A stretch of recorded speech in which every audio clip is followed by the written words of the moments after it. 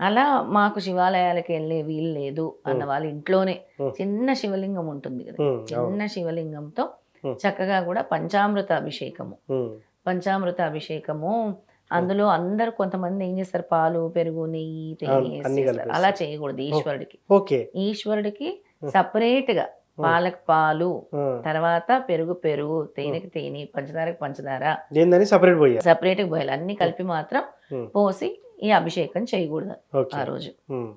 తర్వాత ఆ రోజు శని దోషాలు తొలగాలి అనంటే హ్మ్. బయట, హ్మ్. మీ గుమ్మం బయట శివరాత్రి రోజు, హ్మ్. అలాగే మీ ఇంట్లో కూడా హ్మ్. నల్ల నువ్వులు, హ్మ్. నల్ల నువ్వులు హ్మ్. వేసి కింద హ్మ్. దాని మీద ఆవు నెయ్యితో దీపం వెలిగించండి. ఓకే.